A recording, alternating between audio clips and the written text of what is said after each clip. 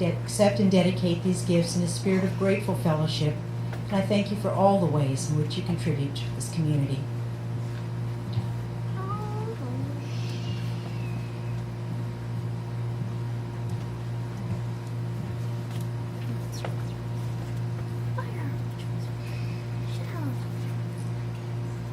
In keeping with this month's theme of freedom, perhaps we would do well to take a few moments to contemplate what freedom means to each of us and what we are willing to do to further its cause.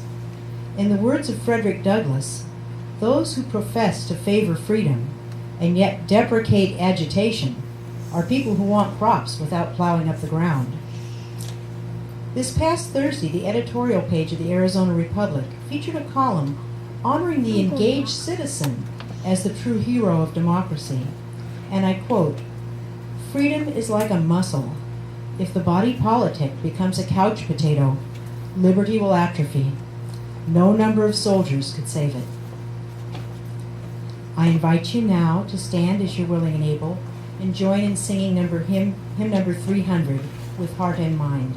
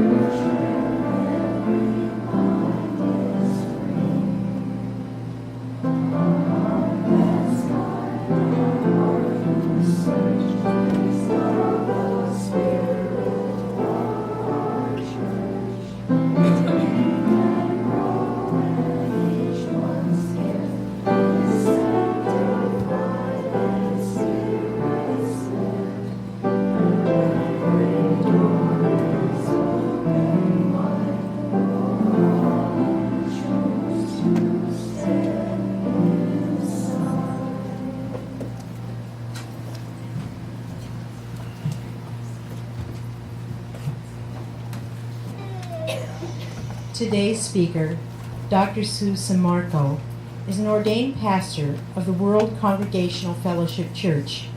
She served as pastor of World Fellowship Church in Cottonwood, Arizona for 7 years. While living in Yavapai County, she served on numerous community boards, including Matforce, the task force directed by County Attorney Sheila Polk. She chaired the Yavapai County Underage Drinking Task Force and also served as chair of the county's Diversity Council, helping to bridge differences and to support the local Hispanic and tribal communities. Dr. Sammarco is the author of 2 books, Journey of the Spirit Ones and I'm Not Religious, I'm a Spiritual Person, Inspiration and Guidance for Those on a Spiritual Path. She has had many articles and poems published during her career as a writer and enjoys sharing her writing during writer readings. Having started her spiritual teaching career in her early 20s, she is especially proud of her 2 sons who are amazing souls. They know her as Father Dr. Mom and keep her humble. I'm pleased to welcome Dr. Sue Sammarco.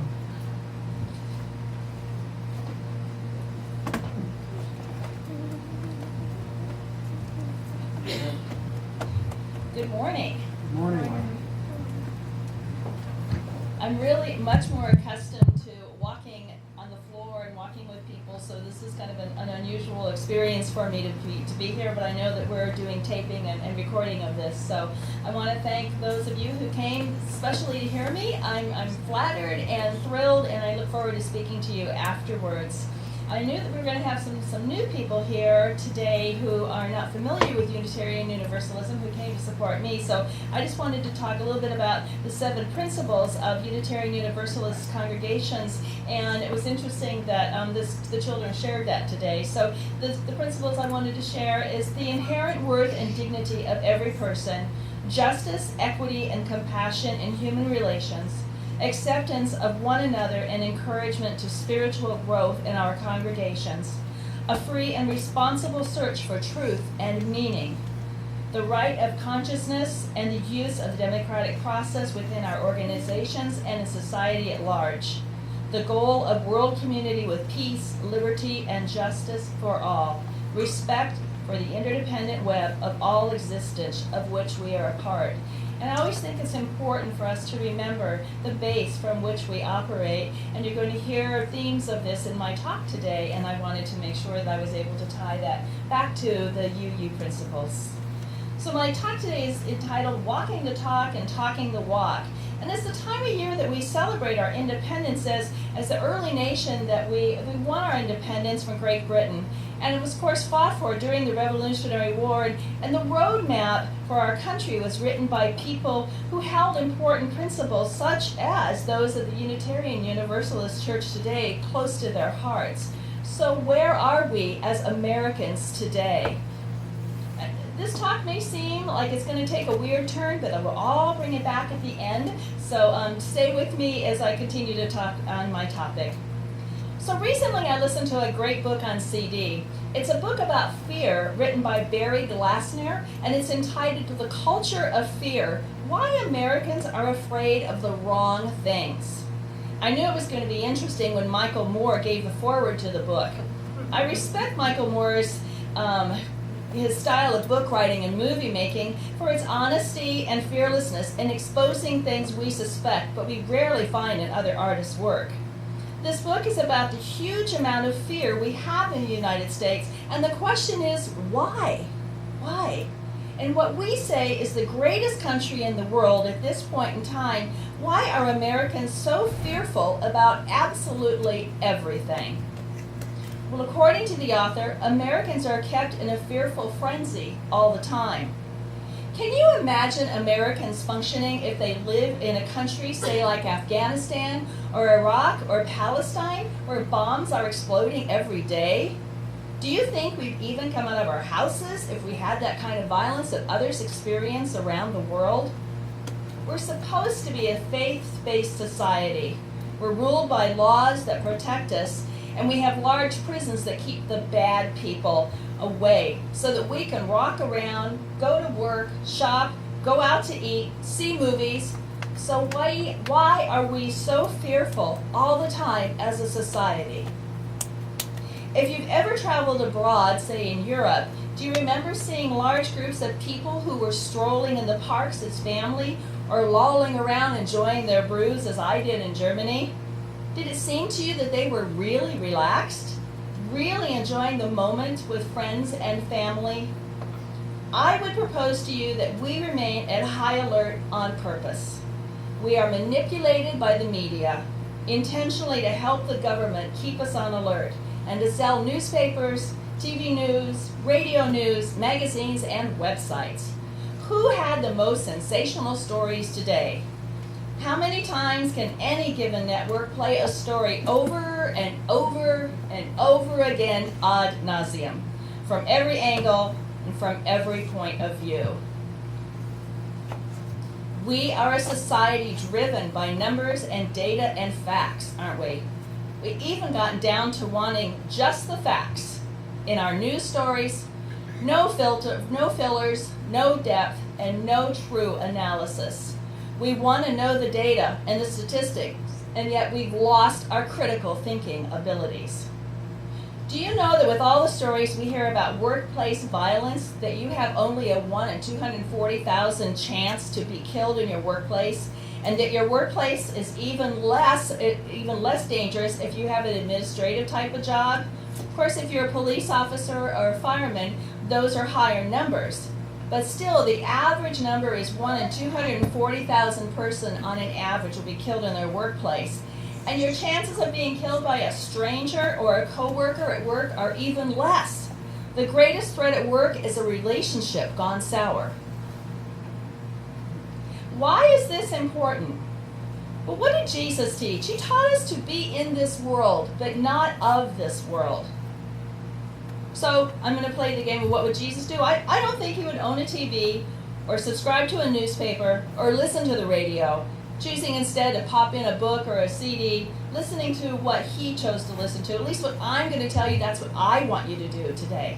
That's what I'm telling you. How can we be spiritual beings having a physical existence if we are consumed by the physical existence, especially in the fear mode that is so prevalent in our country today? Pastor Alistair Begg is a pastor I used to listen to on my way to work. He's Scottish, so he's got this great brogue accent, and he's very Calvinistic about his approach to the Bible, a very fundamental belief system. And I used to listen to him and sometimes giggle because our differences in perspectives were so vast. But I appreciated his work and moving through the Bible very methodically, one chapter and one verse at a time. I imagine he's gone through the Bible 50 times in his whole lifetime from the way he spoke. So one day, Pastor Begg spoke about sheep during his sermon. He talked about how many, many years before, his congregation put on a lovely play about sheep. He reminisced that many in the congregation that day would probably remember that they had been sheep in that very play. The sheep baa-baa'd here and they baa-baa'd there. They were so cute and white and fluffy. But the truth is, sheep are not so cute. Pastor Beggs had visited relatives in Scotland as a lad and watched as they dipped the sheep in vile insecticide to rid them of lice and fleas and parasites. The sheep stank because of excrement that stuck to their thick wool. He remembered the sheep being stupid and mean. Why were people referred to as sheep in the Bible and Jesus as the Good Shepherd? Pastor Begg stated that the Good Shepherd would watch over the sheep and protect them because they were totally unable to do it themselves. That people symbolized as sheep, that even congregations were often mean and stinky. That being a minister to the sheep was a very hard job because one was expected to love all the sheep, not just some, not just the babies that were still cute, but all the sheep. And sheep move together. They do not stand alone. They do not make stands against the wolves in their midst. They depend on the shepherd to protect them, to do all the work. This is actually, interesting as we think back on how we've been raised in all of our cultures throughout Christianity of referring back to the shepherd who's going to take care of us. Bottom line is that fear makes people stupid. This is actually proved scientifically. What reaction in the human body does fear provoke? Fear results in the fight or flight response, doesn't it? This response shuts down the reasoning part of our brain and sends blood to our arms and legs for running around or defending ourselves. Fight or flight. What is happening now and has been happening since the days of World War II? Well, you may or may not know it. There was a young man educated as a marketer who had his first job working in the War Department, and he was given the job of selling the war overseas to the American public. His last name was Bordelaise. Bordelaise invented the war clips that were shown in theaters. They were filled with massive amounts of propaganda, much of which was not based in fact. In fact, his job was to get the blood of the American public boiling. By stirring the pot and raising the temperature to the appropriate level, it was easy to gain American support to enter the European war theater. Bordelaise was an expert in crafting messages to keep the public engaged and angry, hating the Germans and then hating the Japanese. With many German Americans and Japanese Americans living in this country, can you imagine how much work went into developing the hatred Americans came to feel for the Germans and the Japanese? We don't have to look any further than at the furor that has been and is being revved up to keep the American public angry toward Middle Easterners, whether they are Muslim, Jewish, or Christian. Many times we as Americans don't even take the time to look deeper than someone's appearance. The American public's hatred is currently being focused toward another target, the Latino population. Gross sweeps of commentary spew across the news, TV, radio, and print. They are making us poor. They are endangering our way of life. They. And it's happened to the Irish, the Germans, and the Japanese, and so many before. The landmark decision of the Supreme Court regarding rights of gay and lesbian couples is amazing when one thinks of the intentional attacks on the gay and lesbian population during political campaigns not that many years ago. Times when we were told that the unraveling of American society was being caused by gay and lesbian people. Today, our youth are leading the way to the acceptance of gay, lesbian, bisexual, and transgender individuals. I had a conversation with a 25-year-old woman this past week. We were talking about the great benefits in our new workplace that were for all people, including domestic partnerships of all types. She told me, it just doesn't matter, we're all people. And she shared an experience she had in college with a brief lesbian relationship. She let me know that that's something really common in college nowadays. Wow, that was such an experience for me to hear that. If we experience that love for another person and learn that love is love, what a wonderful time indeed to be alive. We have to be taught to hate. While that is true, the teaching is not just what we receive at home, it's what is culturally received from our state, our country, and our world. It is generation upon generations of hatred that fills the landscapes across this planet. An injury that may have happened hundreds or even thousands of years ago is kept alive by wars today. Think of Palestine and Israel. If you'd like to learn more about the shaping of our cultures and values by propaganda, please visit the website globalissues.org. There you will find vast amounts of information that describes the molding of our opinions by propaganda today. I remember reading a piece about Russian politicos visiting our country in the 1980s who were surprised about the oneness of our culture and attitudes that Americans seem to have. In their country, this was maintained by torture and force. How does America keep its people in such single-mindedness? Propaganda. We are allowed to think we are free, and we are allowed to think we are powerless. We have been living in the age of disinformation since World War II, when Bordelais really refined his craft to the point that some forms of subliminal messaging, like at movie theaters to go buy treats, were outlawed because they were far too effective. Bordelais wrote a book simply called Propaganda, in which he describes how easy it is to control the minds of large groups of people in order to have others in leadership roles do what they want to do without trouble from the masses. For one thing, keeping the alerts up to keep people in fear keeps people from looking at things rationally and reasonably. Another is to keep people distracted. Now you see them, now you don't. It's easy to get people to look a different way when they are herded through fear. Propaganda has been used very efficiently and has usurped the American public's ability to be empowered and to think at the highest level of intelligence possible. Our schools have lost the ability to teach well-rounded curriculum because of budget cuts, and this would help children to explore and thrive if we continue to have a much more well-rounded curriculum. In fact, our children are taught to respect authority and not to question the truth that they are given during the 12 years that they're being brainwashed in schools. How can we be expected to think independently when the process of education is to feed us just enough to put us on the path of work and consumerism? The earthly powers that know that to control people, they have to control our minds. What does that allow our government to do? It allows the government to continue treating us like sheep.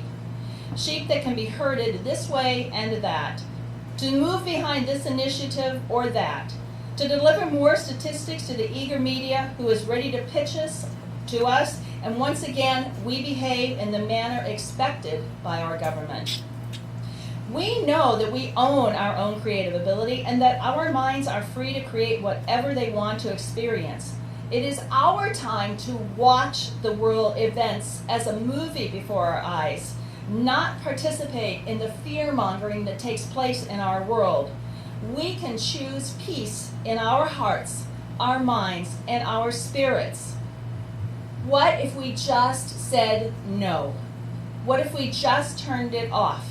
Stopped buying subscriptions to newspapers, Time and Newsweek magazines, and others that fill us with fearful garbage.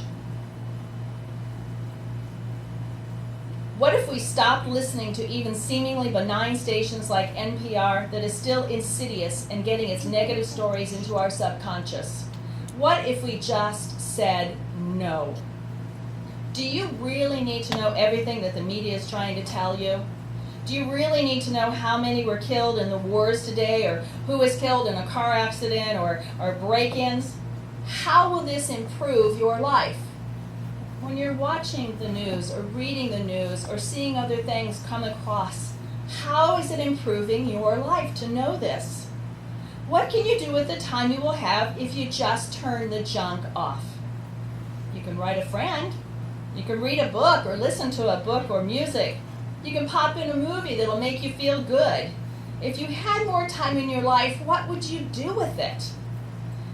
To live consciously is what we desire. But the illusion we are fed through propaganda promotes a belief in a world of less than totally friendly nature and has encouraged us to see ourselves as small, insignificant beings with a very limited lifespan, adrift in a vast and dangerous universe. A universe that could bring catastrophic disaster on us at any moment, snuffing out our lives forever. Consequently, apprehension and fear provide a background sense of insecurity, which we have attempted to alleviate in eras past by inventing powerful gods and superhuman heroes, to whom we pay obeisance and offered sacrifices. In recent times, we study science and attempt to come to terms with and take precautions against any physical harm that the Earth environment might deliver. Whenever our scientific knowledge provides a means of combating one threat, a new one seems to take place. We have earthquakes, volcanoes, we have floods, hurricanes, forest fires, and a multitude of illnesses and accidents which keep the background sense of insecurity justifiably alive and well.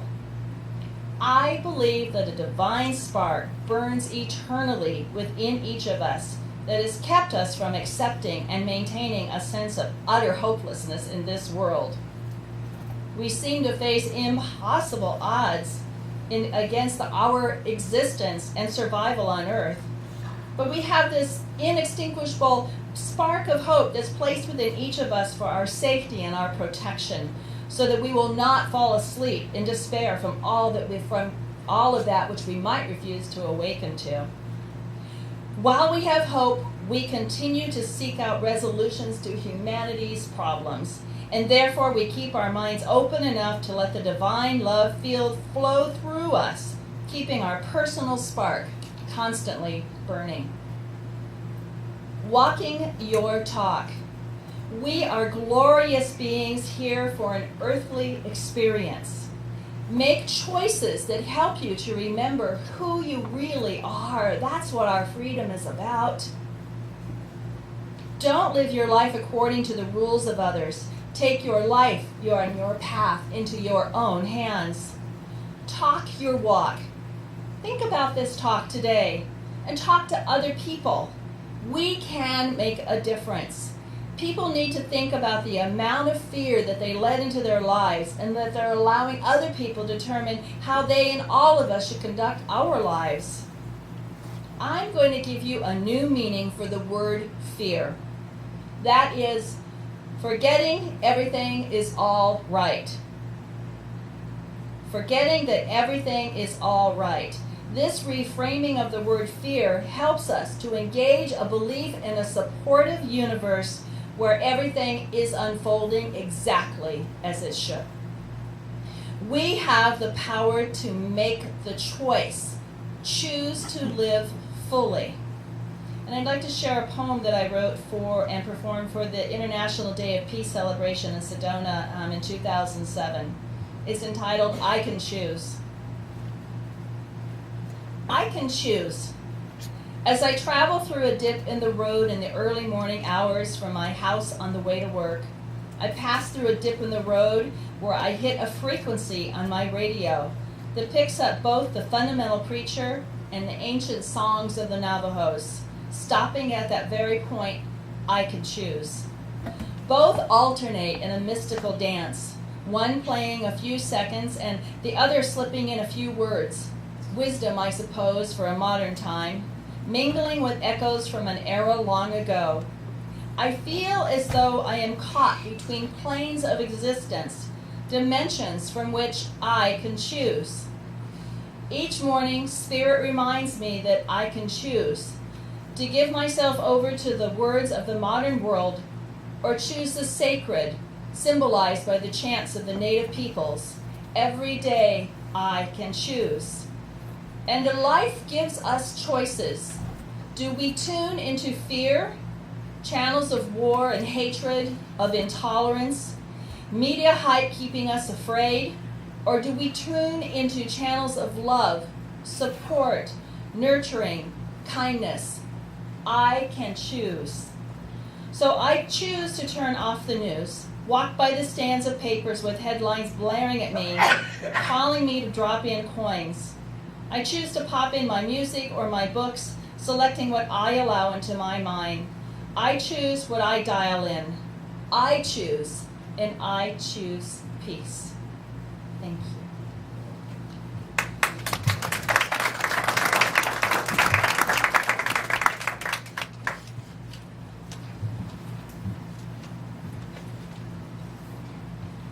Thank you, Sue. And thank you, Joe, for carrying through our theme of beautiful music today.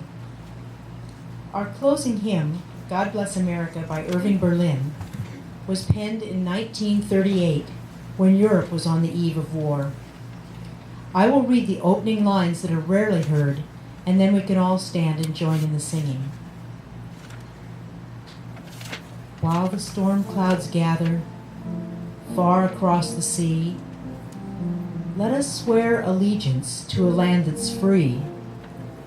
Let us all be grateful for a land so fair as we raise our voices in a solemn prayer.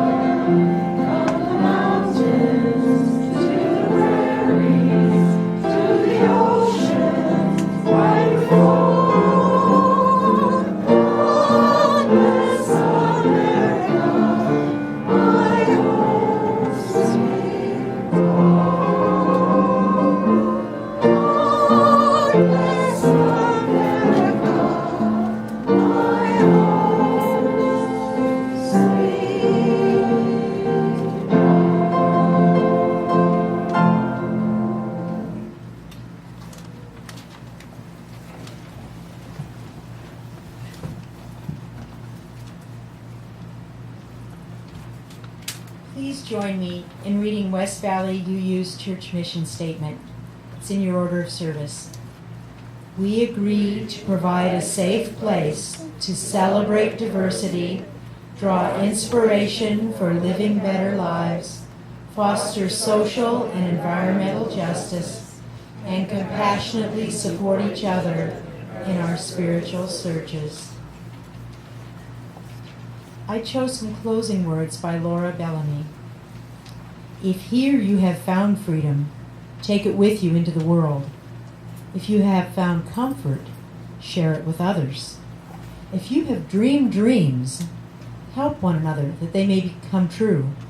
If you have known love, give some back to a bruised and hurting world. Go in peace.